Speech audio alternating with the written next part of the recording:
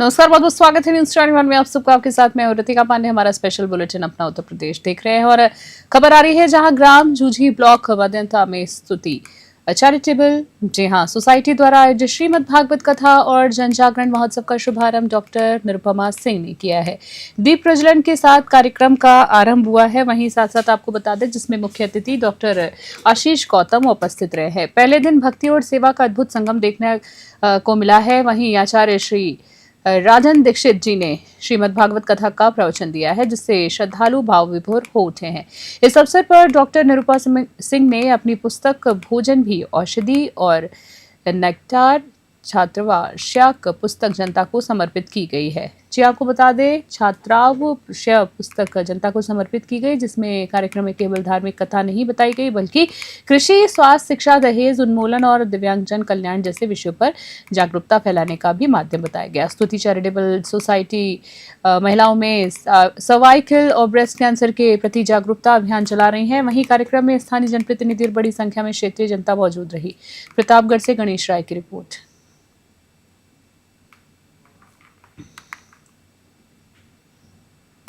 इसी कार्यक्रम का आयोजन किया आपने भव्य स्तर पे, जिसमें श्रीमद् भागवत कथा और जन जागरूकता अभियान के लिए भी शामिल है। इसके पीछे आप क्या संदेश समाज को देना चाहती हैं और क्या आपका मुख्य उद्देश्य है?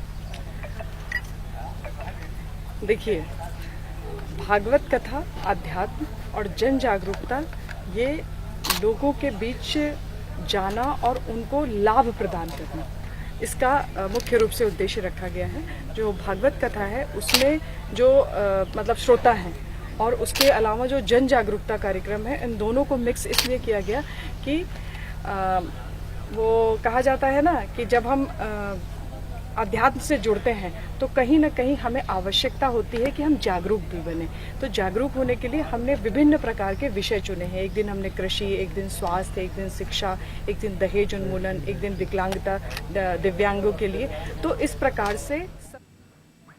और अगली खबर देख रहे हैं, जहां आपको बताते हैं थाना अजनर क्षेत्र में ग्राम आरी में सोमवार को 3 मासूम बहनों रुचि, पुष्पा और दीक्षा के शव कुएं से बरामद होने के बाद पूरा गांव मातम के माहौल में छा गया है।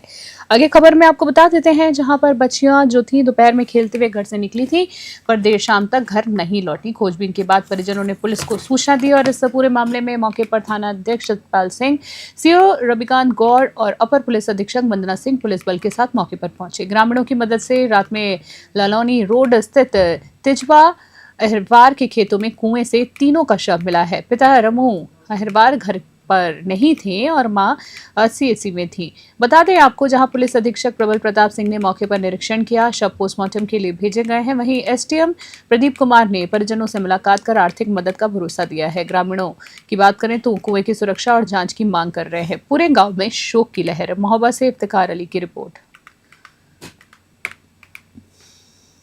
ये घटना कल की है, जिसमें गांव आरी में एक ही परिवार की 3 बच्चियां, जिनकी उम्र 5 वर्ष, 7 वर्ष, 8 वर्ष है, कि एक खेत के पास उपस्थित एक कुएं में डूबने से मृत्यु की सूचना प्राप्त हुई थी। आज मैं और सीओ साहब उक्त क्षेत्र का, घटना क्षेत्र का और पीड़ित परिवार से भी मुलाकात की और जो भी उनको सरकार की तरफ से मान्य अनुमान्य सहायताएं हैं वो दिलाने की भरसकर प्रयास करेंगे और 1-2 दिन के अंदर जो भी पोस्टमार्टम होने के उपरांत हमें सूचना मिलेगी, उसके उपरांत उनको वो राशि दिला दी जाएगी। क्या बताया सर परिवार ने? परिवार ने ये बताया कि बच्चियां खेत में गई थी और वहाँ एक पेड़ होता है, मकुइया बोलते हैं, उसको खाने गई थी। उसके चक्कर में डूबने से उनका वो हुआ है, डेथ हुई है। ये घटना कल की है, जिसमें गाँव आरी में एक ही परिवार।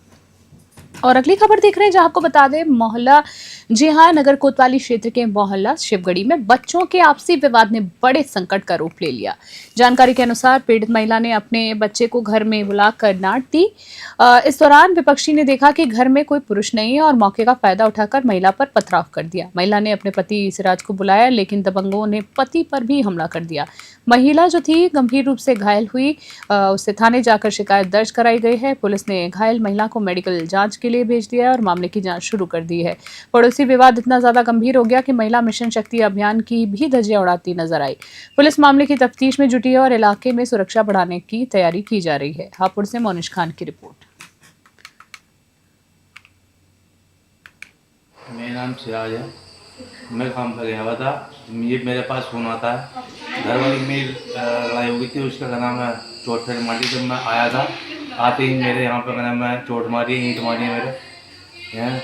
अरे घर वाली के 7 टाँगे आए हैं, दोनों दांत टूट गए हैं, इसके आए के गिल्ले हैं, टूट जाएंगे। और दोनों भैया हैं, वो सलमान नाम है, रोहित नाम है उसका। और भी थे और भग गए थे, वो लोगों का नाम क्या वो पता नहीं है, वो लोगों का नाम क्या क्या। अगली खबर देख रहे हैं, जहां जिले के हरदी थाना क्षेत्र के गंगापुर गांव में मंगलवार शाम उस समय हड़कंप मच गया जब घर के पीछे पानी लेने गए 8 वर्षीय रोहित पर भेड़ियों ने हमला कर दिया। बताया गया है कि रोहित सोनेलाल वर्मा का बेटा है, जो शाम करीब 5 बजे घर से पीछे लगे नल से पानी भरने गया था। अचानक भेड़िए ने उस पर हमला कर दिया। वहीं बच्चे की चीख पुकार परिजन और ग्रामीण सुनकर लाठी डंडे लेकर पहुंचे और दौड़े तो जानवर खेतों की ओर भाग गया। हमले में रोहित के सिर और हाथ पर गहरे जख्म पाए गए हैं। वहीं परिजनों ने उसे तुरंत स्थानीय केंद्र ले गए हैं, जहां प्राथमिक उपचार के बाद उसे जिला अस्पताल रेफर कर दिया गया। डॉक्टरों ने हालत गंभीर देखते हुए बच्चे को लखनऊ रेफर कर दिया है। घटना के बाद गांव में दहशत का माहौल है। ग्रामीणों ने वन विभाग से क्षेत्र में भेड़िए की तलाश, सुरक्षा के पुख्ता इंतजाम की मांग की। बहराइच से मेराज अहमद की रिपोर्ट।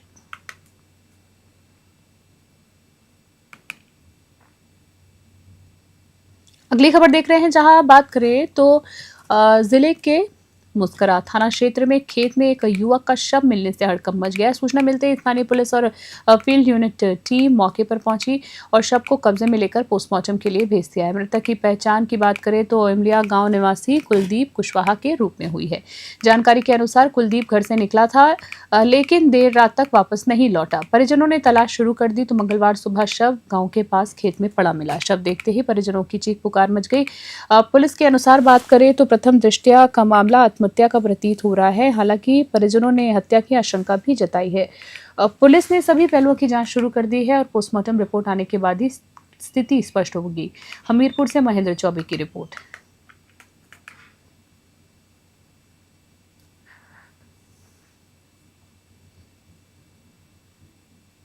और अगली खबर में देख रहे हैं, जहां जिले के सुमेरपुर थाना क्षेत्र के चंदौली डेरा में बुधवार सुबह दर्दनाक हादसा हो गया है, जब आंगनवाड़ी जा रहे एक किशोर की नहर में डूबकर मृत्यु हो गई। जानकारी के अनुसार किशोर रोज की तरह सुबह अपने डेरा से पढ़ने जा रहा था। रास्ते में नहर पार करते समय उसका पैर फिसल गया और वह तेज बहाव वाली नहर में जा गिरा। पानी का स्तर ज्यादा होने से किशोर गहराई में समा गया और डूब गया। बता दें, ग्रामीणों ने शोर सुनकर बचाने की कोशिश की, लेकिन तब तक देर हो चुकी थी। दुखद खबर है। घटना की जानकारी मिलते ही परिजनों में कोहराम मच गया है। सूचना पाकर पुलिस टीम मौके पर पहुंची और शव को कब्जे में लेकर पोस्टमार्टम के लिए भी भेज दिया है। फिलहाल पुलिस हादसे की जांच में जुटी है। ग्रामीणों ने नहर के पास सुरक्षा व्यवस्था की मांग की है ताकि भविष्य में ऐसे हादसे ना हो। हमीरपुर से महेंद्र चौबे की रिपोर्ट।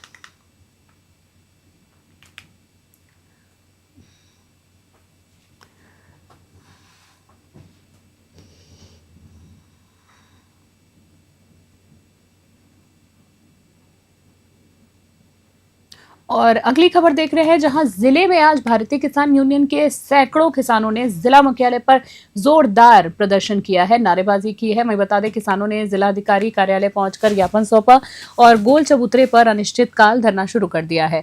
यूनियन की बात करें तो यूनियन नेताओं ने आरोप लगाया है कि किसानों को सरकारी योजनाओं का लाभ नहीं मिल पा रहा है। जरूरत के समय खाद की भारी किल्लत रहती है, जिससे फसलें भी बर्बाद हो रही हैं। वहीं अन्य पशुओं से परेशान किसान रात भर खेतों में पहरा देने पर मजबूर हैं। किसानों ने मनरेगा योजना में बड़े पैमाने पर भ्रष्टाचार के आरोप लगाते हुए दोषी अधिकारियों पर कार्रवाई करने की मांग की है। प्रदर्शन के दौरान पुलिस बल मुस्तैदी से तैनात रहा ताकि किसी अप्रिय घटना को रोका जा सके। किसानों ने कहा है कि जब तक उनकी मांगे नहीं मानी जाती, धरना जारी रहेगा। हमीरपुर से महेंद्र चौबे की रिपोर्ट। हमारी समस्याएं तो विभिन्न समस्याएं हैं। समस्याओं को तो अंबार लग गया। जब से हम लोगों ने 2022 से जब से हमको ज़िले का नेतृत्व मिला, हम शांतिपूर्ण ढंग से जो है अपने प्रतिनिधि मंडल के साथ प्रशासन को अवगत कराते रहे समस्याएं, लेकिन ये हमको जो हल्के में लेते रहे हैं। समस्याएं तो सबसे पहली तो ये है कि ये अधिकारी यहाँ का जो है किसानों से दूरी बना के चलते हैं, क्योंकि किसान दिवस का आयोजन विकास भवन में या अब्दुल कलाम सभागार में होना चाहिए। हमारे किसान आए, लेकिन ये जो है पुरारा में करते रहे ताकि वहाँ किसान न पहुँच पाए और ये बंदरबांट करते रहे। इसके अलावा जंगली गोवंशन से हमारे मौदहा क्षेत्र के आपका जो है भैंसता के अनेकों गांव, कुनेटा क्षेत्र में काफ़ी गांव कई वर्षों से पीड़ित है। ठिठुरन भरी ठंडी में जो है मचान बना के फसल बचाते हैं, लेकिन फिर भी नहीं बच पाती। इसके साथ साथ जितना भी हमने काला बाजारी खाद की बीज गोदामों में, यहाँ का कृषि अधिकारी इतना भ्रष्ट है। और इसी बीच अगली खबर देख रहे हैं, जहां आपको बता दें हरैया तहसील का एसडीएम कार्यालय भ्रष्टाचार और मनमानी का गढ़ बन गया है। यहाँ बिना प्राइवेट मुंशियों के कोई भी फाइल आगे नहीं बढ़ती है, जिससे आम जनता को भारी परेशानियों का सामना करना पड़ रहा है। सोशल मीडिया पर एक वीडियो वायरल हो रहा है जिसमें सरकारी दफ्तर में प्राइवेट ऑपरेशन चलता साफ दिखाई दे रहा है। आरोप है कि पेशकार और प्राइवेट मुंशी की जोड़ी ने पूरे कार्यालय को अपने कब्जे में कर रखा है। शिकायतकर्ताओं का कहना है कि बिना सुविधा शुल्क का कोई काम नहीं होता। यहाँ तक की बात करें, आवेदन तक गायब कर दिए जाते हैं। पेशकर की बात करें तो पेशकार पर शिकायतकर्ता को धमकी देने और मारपीट करने की चेतावनी के आरोप भी लगे हैं। और चौंकाने वाली बात यह है कि पेशकार पर पहले भी गंभीर आरोप लग चुके हैं, लेकिन प्रशासन की तरफ से अब तक कोई कार्रवाई नहीं हुई है। जनता और जनप्रतिनिधियों ने एसडीएम कार्यालय में व्याप्त भ्रष्टाचार पर सख्त कार्रवाई करने की मांग की, मगर अफसरों की चुप्पी सवाल खड़े कर रही है। बस्ती से दिलीप पांडे की रिपोर्ट।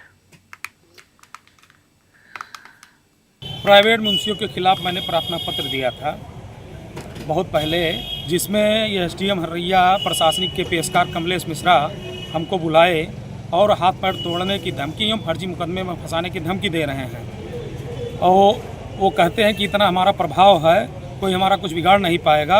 और उनके कार्यालय और न्यायालय सब कुछ काम प्राइवेट मुंशी देखते हैं, और नकल और जो भी वो सब रहता है एप्लीकेशन, वो सब बाहर सारा काम होता है। जो पेशकार हैं ये प्राइवेट मुंशी भी रखे हैं। प्राइवेट मुंशियों द्वारा अवैध धन उगाही करते हैं ये। तो आपने इसकी शिकायत की, क्या कार्रवाई हुई? अभी तक कोई कार्रवाई नहीं हुई है। ये इतने प्रभावशाली हैं कि सारा एप्लीकेशन या शिकायती प्रार्थना पत्र सब गायब करवा देते हैं। क्या नाम आपका है? अजीत प्रताप एडवोकेट। और इसी बीच खबर देख रहे हैं, जहां आपको बता दें उत्तर प्रदेश सरकार युवाओं को आत्मनिर्भर और स्वावलंबी बनाने के उद्देश्य से 5 लाख रुपए का बिना ब्याज के लोन दे रही है। वहीं सरकार की ये योजना आत्मनिर्भर उत्तर प्रदेश मिशन के तहत शुरू करी गई है, ताकि युवा रोजगार के बजाय रोजगार प्रदाता बन सके। इसी सिलसिले में हमारे संवाददाता एसएन यादव ने उद्योग उपायुक्त से खास बातचीत की है, और उनकी क्या बातचीत हुई है, आइए आप भी सुने। उत्तर प्रदेश सरकार के द्वारा युवाओं को एक नया रोजगार आत्मनिर्भर उत्तर प्रदेश, स्वावलंबी उत्तर प्रदेश बनाने के लिए युवाओं के लिए मुख्यमंत्री उद्यमी विकास अभियान योजना जो प्रारंभ की गई है, उसके अंतर्गत युवाओं को स्वरोजगार के लिए सरकार के द्वारा 5 लाख रुपए की लोन प्रोवाइड किया जा रही है। इस लोन के अंतर्गत जो युवा अपना खुद का कोई भी इंडस्ट्री या व्यवसाय करना चाहते हैं, उनके लिए राज्य सरकार आगे आई है। सबसे बड़ी बात यह है कि इसके लिए कोई किसी भी प्रकार का उनको ब्याज नहीं देना है, कोई डॉक्यूमेंटेशन नहीं है। साथ ही साथ बताते चले कि सरकार के द्वारा युवाओं के लिए यह एक सार्थक पहल है, जो कि एक आत्मनिर्भर और स्वावलंबी उत्तर प्रदेश बनाने की ओर अग्रसर है। इसी कड़ी में हम मिर्जापुर में इस समय मौजूद हैं, जिला उद्योग ऑफिस में हमारे साथ मौजूद हैं डिप्टी कमिश्नर उद्योग विभाग के। आइए हम इनसे बात करते कि जो वर्तमान लक्ष्य है वो क्या है सरकार के द्वारा, और उन लक्ष्यों के लिए कितने एप्लीकेंट आए हैं, और जो एप्लीकेंट आए हैं तो बैंक को कितने भेजे गए हैं, किस आधार पे उनके फॉर्म रिजेक्ट हो रहे हैं। जैसा कि बताया जाता है कहीं पे 100 होता तो 70-80 भेजे जाते हैं, 30-25 28 वो रिजेक्ट हो जाते हैं। उसका क्या कारण होता है? जी बहुत बहुत स्वागत है आपका चैनल में। जी बहुत बहुत नमस्कार आपको। जी ये जो मुख्यमंत्री उद्यमी योजना के द्वारा जो युवाओं को सरकार 5 लाख का लोन दे रही है, वर्तमान ये जो ईयर है 25-26 के अंतर्गत सरकार के द्वारा कितना लक्ष्य रखा गया है? देखिए 2700 का टारगेट जनपद को मिला है, जिसके थ्रू जो एप्लीकेशन हमने बैंकों को भेजा है लगभग 3850 है। जो बैंक ने वितरित किया है लगभग 1130 एप्लीकेशन जो बैंकों द्वारा वितरित कर दिया गया है। अगर हम देखें टारगेट हिसाब से तो लगभग 40% के आसपास हमारा जो कि अचीव हुआ है अभी तक। और जो जैसे आपके यहाँ ऑफिस में कार्यालय में कुछ फॉर्म जैसे जिससे आपने बताया कि नंबर ऑफ अप्लीकेंट जितने थे, जो और फॉर्म रिजेक्ट होते उसका क्या आधार होता, किस आधार पे? एप्लीकेशन जो हमारे पोर्टल पे आता है तो उसमें कई डॉक्यूमेंट चेक किया जाता है, जैसे उसमें प्रोजेक्ट रिपोर्ट नहीं लगा रहता है और कोटेशन भी उसमें ज़रूरी है।